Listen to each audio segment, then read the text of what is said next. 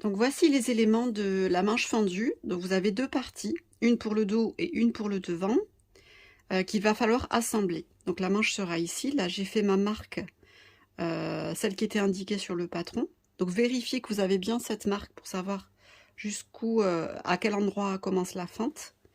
Vérifiez également, tant que vous y êtes, avant de commencer, que vous avez bien le cran sur le dos et le cran sur le devant. C'est vraiment important pour le montage. Voilà, donc maintenant on va commencer à superposer le devant et le dos à ce niveau-là, épingler jusqu'à la fente ici. On va venir faire une couture à 1 cm de là jusqu'ici, donc avec un bon point d'arrêt ici et ici. Voilà le résultat. Donc j'ai fait la couture ici au milieu de la manche.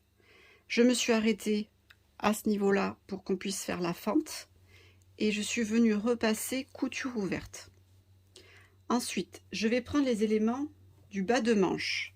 Donc dans votre patron, faites attention parce que vous avez des éléments bas de manche courte et bas de manche longue. Donc moi, comme j'ai fait une manche courte, j'ai pris le dos et le devant bas de manche. Donc l'idée, ce sera ça. Donc là, on est sur le dos ici, qui sera assemblé avec le dos comme ça. Voilà, ce sera superposé ici. Donc, faut pas se tromper dans le sens, hein. En fait, il faut qu'on ait un effet miroir. Voilà, le dos est là, le devant est là. Donc, j'ai fait la même chose sur le bas de manche. J'ai fait la couture jusqu'ici, jusqu'à la marque. J'ai repassé couture ouverte. Et vous notez aussi que j'ai surfilé la partie du haut. Maintenant, je vais pouvoir venir superposer le bas de la manche, voilà, sur la manche. Voilà. Et si tout va bien, tout se raccorde parfaitement. Donc je vais commencer par cette partie que je vais épingler.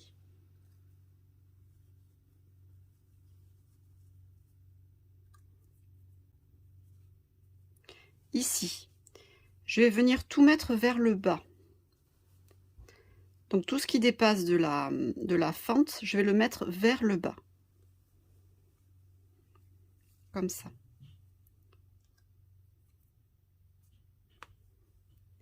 Et ça, je vais venir le superposer avec le reste de la fente ici. Donc il faut que ça se superpose parfaitement.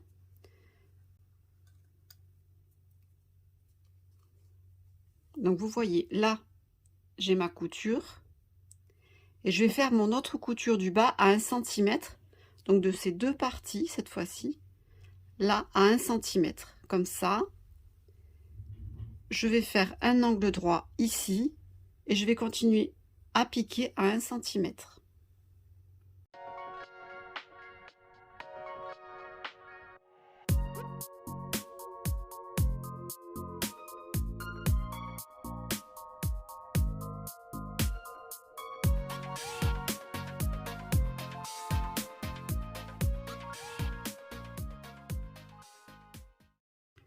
Une fois que j'ai levé, je vais venir couper l'angle, biseauter l'angle.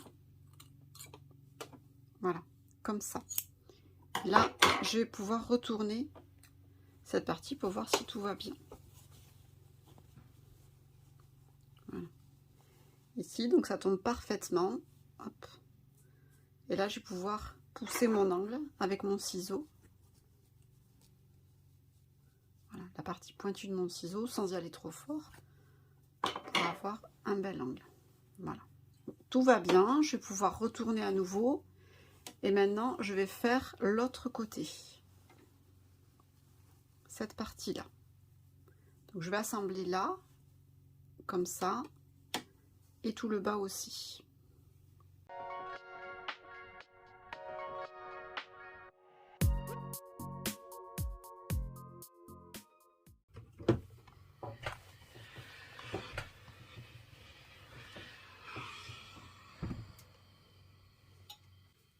Alors, une fois que j'en suis là, je vais ouvrir cette partie et cette autre partie-là. Et je vais venir superposer endroit contre endroit. Donc, le bas de manche ici, jusqu'à la couture, donc ici. Je vais tout mettre vers le haut.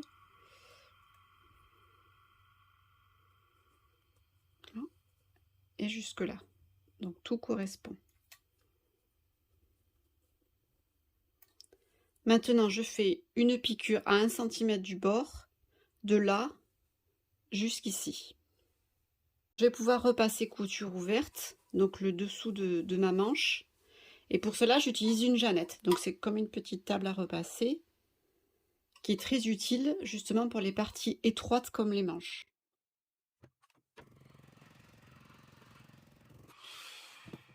Voilà. Et maintenant, je vais venir faire une piqûre à la main dans le sillon. Donc vraiment dans un fil de la même couleur pour que ça ne se voit pas. Donc ça va maintenir la manche ici.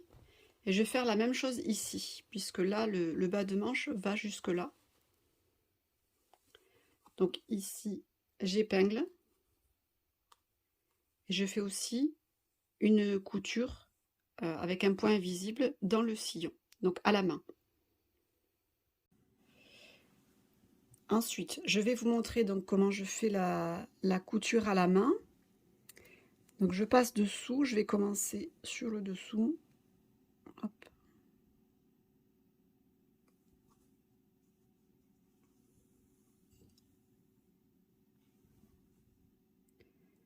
Voilà, je vais tout doucement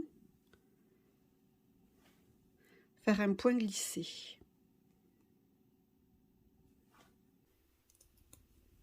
Voilà, le but c'est qu'il soit complètement invisible, mais qu'il maintienne bien le bas de manche dessous. Voilà, dans le sillon de la première couture. Je repars à chaque fois en arrière.